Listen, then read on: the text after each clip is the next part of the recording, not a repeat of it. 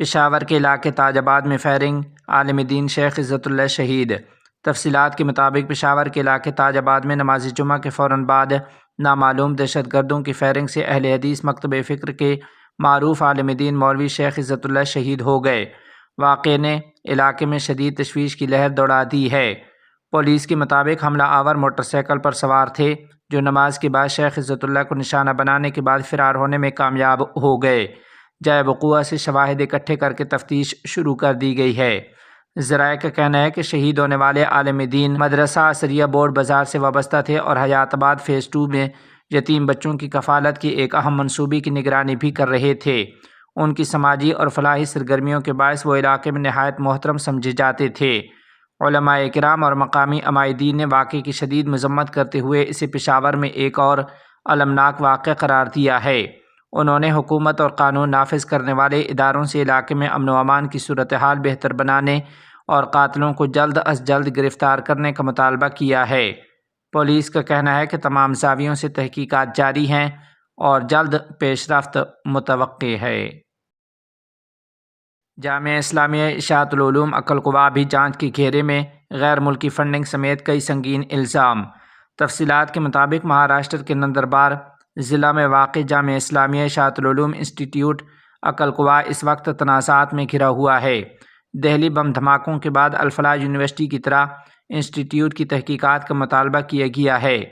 N D T V کی report کے مطابق بی جے پی کی سینئر لیڈر کیٹیٹ سومیا نے ممبئی میں ایک پریس کانفرنس کی اور الزام لگایا کہ یہ ادارہ ملک دشمن سرگرمیاں انجام دے رہا ہے اور تعلیمی سرگرمیوں کی آڑ میں مذہب کی تبدیلی کو فروغ دے رہا ہے۔ انہوں نے دعویٰ کیا کہ انسٹی ٹیوٹ کو غیر قانونی غیر ملکی فنڈنگ مل رہی تھی، جسے ملک دشمن سرگرمیوں اور مذہب کی تبدیلی کے لیے استعمال کیا جاتا تھا۔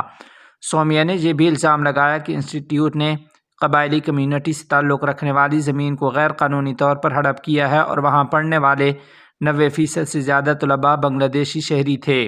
انہوں نے کہا کہ یہ معاملہ انتہائی سنگین ہے اور مرکزی اور ریاستی حکومتوں کو فوری کارروائی کرنی چاہیے۔ بی جے پی کے ریاستی جنرل سیکرٹری وجے چودھری نے بھی ایسا ہی الزام لگایا۔ انہوں نے کہا کہ ان کی شکایت کے بعد ہونے والی تحقیقات سے یہ بات سامنے آئی ہے کہ یہ ادارہ کالعدم اسلامی تنظیموں کو فنڈ فراہم کرتا تھا اور مذہب کی تبدیلی کے لیے کام کرتا تھا۔ چودھری نے دعویٰ کیا کہ یہاں 10,000 سے زائد طلباء ہیں، جن میں سے اکثر بنگلہ دیشی اور یمنی شہری ہیں جو غیر قانونی طور پر مقیم ہیں۔ ان الزامات کے بعد ریاستی اور مرکزی حکومتوں نے انسٹی ٹیوٹ کے انتظام کے لیے ایک IAS افسر کو بطور ایڈمنسٹریٹر مقرر کرنے کا فیصلہ کیا ہے۔ بی جے پی لیڈروں نے اس اقدام کا خیر مقدم کیا، تاہم مقامی پولیس اس معاملے پر فی الحال خاموش ہے اور ادارے کی جانب سے کوئی سرکاری رد عمل سامنے نہیں آیا۔ آپ کو بتاتے چلیں کہ جامعہ اسلامیہ اشاعت العلوم 1979 میں قائم کیا گیا تھا۔ اسے عقل قوا نندربار میں واقع ایک بڑا تعلیمی اور فلاحی ادارہ سمجھا جاتا ہے۔ یہاں تقریباً 15,000 سے زیادہ طلباء زیر تعلیم ہیں۔ یہ ادارہ روایتی اسلامی تعلیم کے ساتھ ساتھ جدید تعلیم بھی فراہم کرتا ہے۔ اس میں انجینئرنگ، میڈیکل، فارمیسی، لاء اور بی ایڈ شامل ہیں۔ کالج کیمپس میں 300 بستروں کا نور ہسپتال بھی ہے، جو غریب مریضوں کو عملی طور پر مفت علاج فراہم کرتا ہے۔ یہ ادارہ قبائلی اکثریتی علاقے میں تعلیم اور صحت کی خدمات کے لیے کام کرنے کا دعویٰ کرتا ہے، لیکن اب سنگین الزامات اور حکومتی تحقیقات کی وجہ سے سرخیوں میں ہے۔ ڈھاکہ میں حفاظت اسلام کا احتجاجی اجتماع، باول ابوال سرکار کو سخت سزا دینے کا مطالبہ۔ تفصیلات کے مطابق آج نماز جمعہ کے بعد بنگلہ دیش کے دارالحکومت ڈھاکہ کی بیت المکرم قومی مسجد کے شمالی دروازے پر حفاظت اسلام بنگلہ دیش ڈھاکہ میٹروپولیٹن پلٹن زون کے تحت باول ابوال سرکار کی جانب سے اللہ تعالیٰ، قرآن کریم اور اسلام کے خلاف شدید توہین آمیز کلمات کے خلاف ایک بڑے احتجاجی اجتماع اور احتجاجی ریلی کا انعقاد کیا گیا، جس میں اسلام کے پروانوں کی بڑی تعداد شریک ہوئی۔ اجتماع سے مرکزی سینئر مشترکہ سیکرٹری جنرل اور ڈھاکہ میٹروپولیٹن کے صدر مولانا جنید الحبیب حفظہ اللہ نے خطاب کرتے ہوئے کہا کہ ابوال سرکار نے جس جرأت کے ساتھ مذہب اسلام کی اہانت کی ہے، اسے کوئی صاحب ایمان برداشت نہیں کر سکتا۔ انہوں نے کہا کہ یہ عمل صرف گستاخی نہیں بلکہ مسلمانوں کی ایمان پر براہ راست حملہ ہے۔ علامہ جنید الحبیب نے حکومت سے مطالبہ کیا کہ مجرم کو فوری طور پر گرفتار کر کے نشان عبرت بنایا جائے۔ اجتماع کی صدارت زون کے سینئر نائب صدر مفتی جبیر رشید نے کی، جبکہ نظامت کے فرائض مفتی عمران الباری سراجی اور مولانا عبداللہ المسعود خان نے انجام دیے۔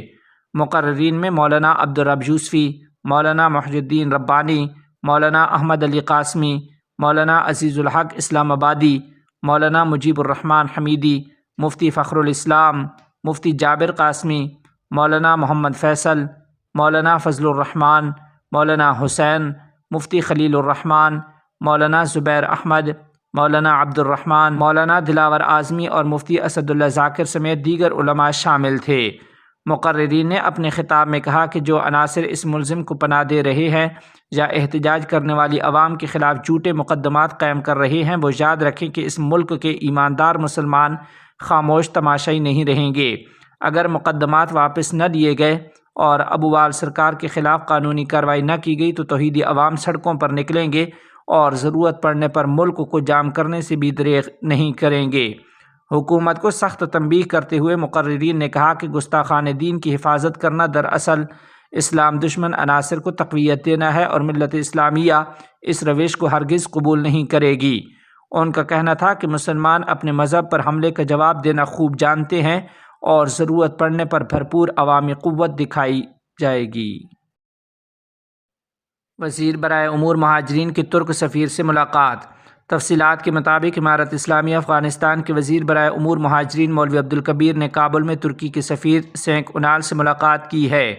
ملاقات کے دوران مولوی عبدالکبیر نے کابل میں ترکی کے سفارتی مشن کو دونوں ممالک کے درمیان تعلقات کو وسعت دینے کے لیے مفید قرار دیتے ہوئے مستقبل میں بھی کامیابی کی خواہش کی۔ انہوں نے افغانوں کے لیے ترکی کی امداد کو سراہتے ہوئے ترکی میں افغان تارکین کے ساتھ اصولی سلوک پر زور دیا اور ترکی کے غیر قانونی سفر کو روکنے کے لیے ترکی سے ویزوں کے حصول کو اہم قرار دیا ہے۔